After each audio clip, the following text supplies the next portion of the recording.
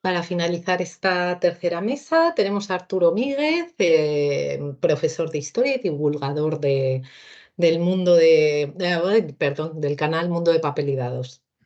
Cuando quieras.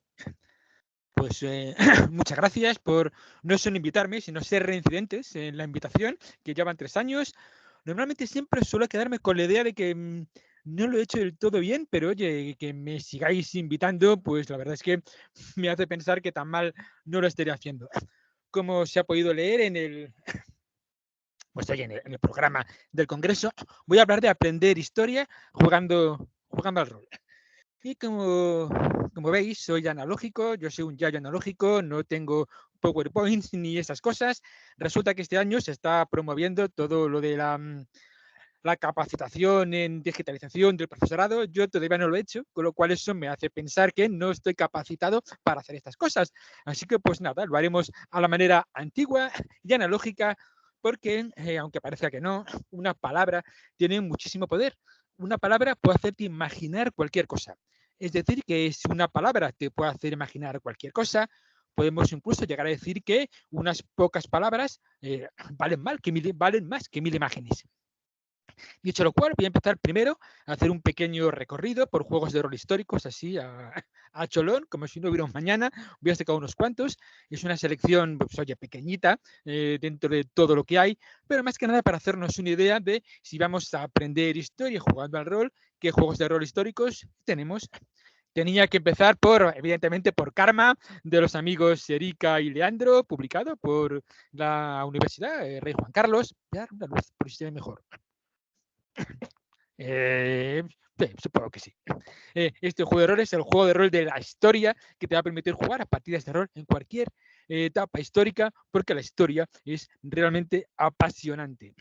Si hablamos de juegos de rol históricos, no podemos dejar el llamado decano de los juegos de rol españoles, Aquelarre, de Ricardo Ibáñez, ambientado en la España, pues España medieval, pero en la Baja Edad Media, siglo XIV, donde conviven todo la ardua labor de vivir en este momento histórico, junto con toda la tradición del folclore, de la mitología ibérica y demonios y ángeles. Un juego de rol interesantísimo. Juegos de rol de la antigua Roma, pues tenemos este Arcana Mundi, ambientado en la época de, pues, de los 3 emperadores, llamada Alto Imperio. Aquí también tenemos un juego interesantísimo. Pasamos, como no, a PJ Corte, ambientado en esta ocasión en el Madrid del siglo XVI, XVII, los duelos a la ropera, las corralas, los corralas de comedias, otro juego excelente. Siguiendo con el amigo Ricardo Ibáñez, Nahui Olin, América pues recién conquistada, el inicio de la exploración y conquista de la América precolombina, otro juego interesantísimo. Voy a seguir acá, voy a seguir sacando solo unos poquitos. Piratas, toda la piratería posible, prácticamente siglos XV al XVIII. Tenemos el Nephilim, eres un espíritu que ha estado poseyendo distintas personas a lo largo de toda la historia, buscando las verdades ocultistas, otro juego excelente. Tenemos el Lex Occultum, Europa en el siglo XVIII, la Europa del siglo de las luces. Bueno, iba a sacar más, pero yo creo que con saqueadores de tumbas, Alto Imperio, Imperio Nuevo Egipcio, perdón, tenemos Fight de Primera Guerra Mundial, con la lucha en el aire, donde todavía había un poquito de caballerosidad, gracias a Barón Rojo y demás.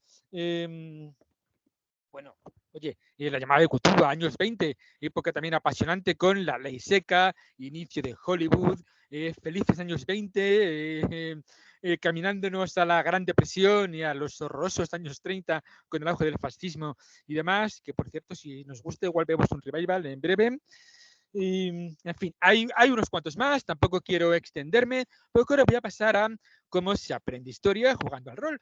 Y es que hay dos maneras de aprender. Hay un aprendizaje intencional, como su propio nombre indica, cuando este aprendizaje ocurre con la intención de aprender.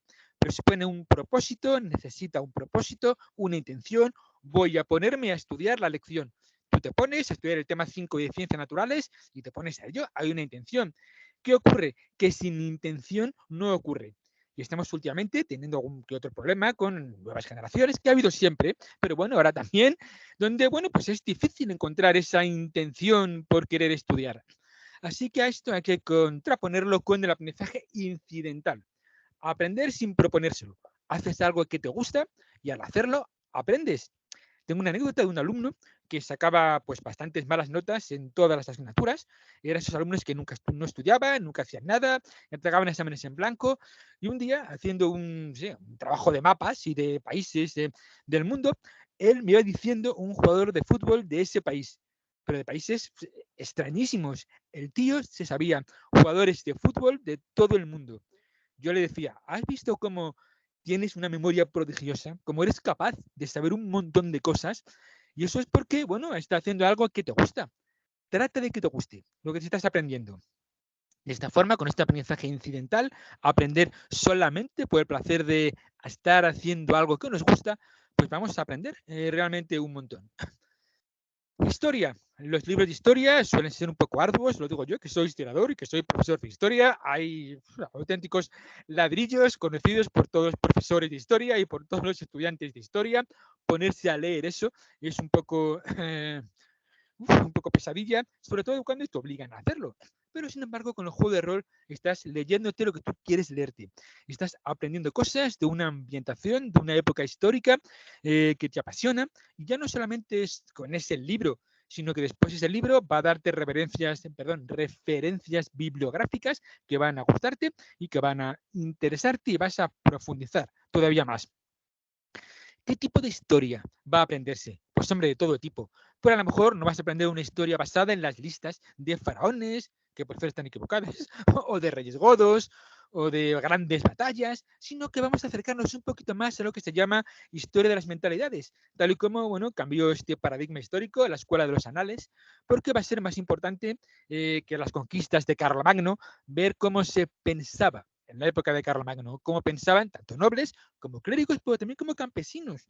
¿Qué pensaba la gente en ese momento histórico? ¿Qué sentía? Este juego de rol va a permitirte experimentar esas mentalidades.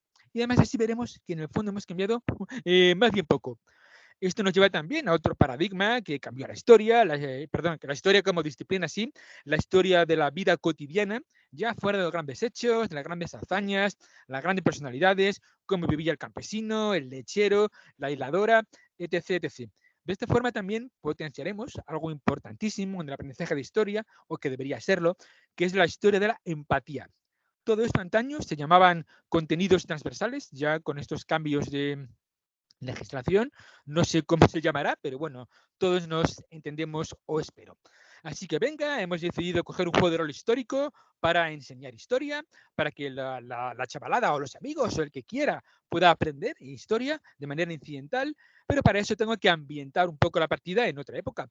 Y alguien puede pensar, yo es que no soy experto en esa época, no voy a saber ambientar muy bien. Y bueno, pues yo creo que no, con un par de cositas es bastante fácil, es es factible ambientar una partida en otra época. No estoy hablando de la trama, la historia, los giros sorprendentes, los que hacía referencia a Albert. Voy a hablar solamente de cómo darle saborcillo a la partida, a la trama. Vamos a vestir a la trama, ponerle un traje histórico importante para que, como también comentaba en la primera intervención, nos ayude a la inversión. A la inmersión porque nos vamos a sumergir en una época o en otra. Y no hay nada tan sencillo como planteárselo como un día cotidiano. Es decir, que, bueno, pues nuestros personajes se despierten una mañana y vamos a ver qué cosas hacen durante ese día dentro de seguir la trama y seguir la partida, pero ¿cómo lo harían en un día cotidiano? Parece que no, pero hacemos todos un montón de cosas cuando nos levantamos. Desde que nos levantamos, vamos a hacer una lista de cosas que hacemos, las apuntamos y luego vamos viendo cómo se haría eso mismo en otro momento histórico. Así ya tenemos la ambientación, pues oye, bastante avanzada. Por ejemplo, ¿dónde y cómo se levantan? ¿Cómo se despiertan? ¿En qué sitio están? Estamos ambientando la partida en la época romana, en una ínsula, en una domus, en una villa. Se despiertan solos con el canto del gallo, llega un esclavo a despertarles, se despiertan porque les ha dado la luz. Esto va a indicar bastante y va a darle mucho sabor histórico.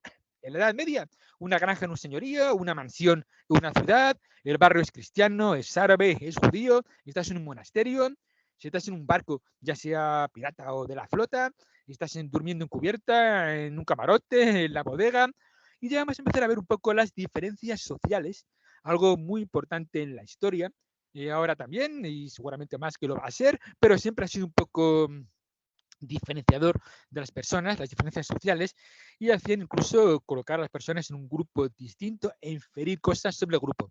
Ya que está muy feo inferir cosas sobre grupos. No lo hagamos nunca, a ser posible. Bueno, tenemos la vivienda más o menos descrita. La comida. De nuevo, una diferencia enorme entre clases sociales. Se ha levantado, qué desayunan los personajes, o qué comen, o dónde comen. La comida es bastante importante, dice mucho de la cultura, de la clase social. Los romanos, por ejemplo, empezaban y terminaban con aceitunas, comían reclinados, la carne es solamente para nobles, los campesinos comen muy poquita carne, sobre todo pues, tubérculos o verduras. Eh, venga, tienen que ir a hacer la misión, a hacer la partida, pero ¿cómo se mueven? ¿Cuál es el modo de transporte? Vamos en carruaje, en caballo, en mula, andando. ¿Y cómo ves que se mueven los demás? Tú vas andando y ves a gente pasar en carroza lujosa. Diferencias sociales. De nuevo importante, vas a hacer una partida, pero vas a tener un trabajo, una profesión. Bueno, pues vamos a describir un poquito cómo trabajas, si eres artesano en un gremio, si eres, yo qué sé, un gladiador, pues cómo está la vida en el anfiteatro. Nos va a llevar también al nivel tecnológico y al nivel de las armas. Las armas son importantes, las espadas son solo para nobles. La gente que no es noble lleva aperos de labranza, martillos, hachas, que son pues para, oye, para cortar árboles, eh, cuchillos de desollar, se hace un poco la trampa con el bracamante, pero eso de que todo el mundo lleve espadas, las espadas son carísimas y solo para nobles. También las armas indican la diferencia de estatus y la diferencia de ese momento histórico. Vestimenta. Los romanos cambian la ropa, cambian la toga con la edad, llegan las modas y las costumbres, siglo XVIII, las pelucas, los polvos, los, las pecas postizas. ¿Y cómo influiría todo esto el clima histórico, el tiempo atmosférico? Es decir, me he explicado mal al principio. Tiempo atmosférico. Aquí a día de hoy llueven, caen 4 gotas y se para el metro. El metro se inunda completamente. Imaginaos eso, yo qué sé, en un siglo XIV, en un siglo XVII, cómo va a cambiar todo el modo de vida en ese momento solo porque está lloviendo. Eso también nos va a decir bastante de cómo era la época histórica. Llega la noche, la iluminación. Hace falta iluminación, lucernas, candiles, cómo huele ese aceite, aceite bueno o malo, velas de diferente calidad, cuánta luz entra. Estamos acostumbrados a que hay luz continuamente, pero hasta hace no tanto no había luz. La luz de gas en Inglaterra victoriana da un ambiente muy distinto a los grandes centros comerciales actuales o a cómo sería una villa medieval sin nada de luz, salvo la que den las antorchas o la luna. Festividades. Hay un montón de festividades, el ser humano le va a la fiesta siempre, tanto festividades romanas como medievales, carnavales, Semana Santa. Bueno, pues que la partida tenga lugar, sea lo que sea, aunque vayas a proteger a un noble, aunque vayas a descubrir un asesinato, sea lo que sea, si eso se ambienta en una fiesta, en un momento histórico, va a decir mucho pues eso, de esa época concreta. Y ya para ir terminando, hacer las escenas en localizaciones concretas. Buscar un lugar interesante, históricamente interesante. Vuelvo con Roma. Estamos jugando en Roma, les encargan investigar a un senador. ¿Dónde se produce ese encargo? En un circo, mientras la carrera de cuadrigas, en las partes de abajo de un anfiteatro, viendo a las fieras o a los gladiadores entrenando. Si es en la época de la Edad Media, un monasterio, en un claustro, en el siglo XVII, una plaza en mitad de un auto de fe. Vamos a meter localizaciones concretas. Insisto, todo esto dentro de la trama. De esta forma interaccionaremos también con PNJs importantes, propios y característicos de la época. Patricios, senadores, tribunos, religiosos, forajidos, nobles, monjes. Va a dar también bastante de sabor histórico. Y bueno, y en el fondo, con la tontería, al final vamos a ver que las tramas van a ser las mismas de siempre, solo que en otro tiempo y otro lugar, pero somos realmente las mismas personas. Hemos cambiado muy poquito, Yo creo que casi desde que bajamos de los árboles o nos caímos o nos empujaron, tenemos las mismas pasiones, tenemos las mismas motivaciones, las tramas deberían ser las mismas. Amor, lujuria, avaricia, venganza, orgullo. Somos seres humanos, hemos cambiado realmente muy, muy poquito desde que empezamos ya digo, a tallar piedras. Las tramas buenas son atemporales. Shakespeare es completamente real a día de hoy, está completamente al día todo lo que escribía Shakespeare, porque es lo que tiene, las tramas atemporales. Trama temporal en ambientación concreta. Y anacronismos. No tengáis miedo por los anacronismos. Algo de cuidado, oye. Pero eso le vamos a enterar a los historiadores. O sea, los historiadores, ves la peli de Cleopatra de Mankiewicz y ves a Cleopatra pasar debajo del arco de Constantino y te da cosa. Pero bueno, a un historiador. Ves comer tomates a Jules Briner en Tierra de Faraones, pues también te da algo de cosa. Pero bueno, no os preocupéis tampoco mucho por los anacronismos, que un poco no hace daño. Hay que perder también un poquito el miedo a dirigir historia, porque también en el fondo sabes más historia de la que crees, y si no, pues está al alcance de un clic o al alcance de un libro, una estantería. Yo creo que eso es básicamente todo. Gracias por el tiempo, por haber aguantado la chapa, y ahora, pues, si queréis, tenemos todos un agradable y ameno debate. Por mi parte, cuando queráis.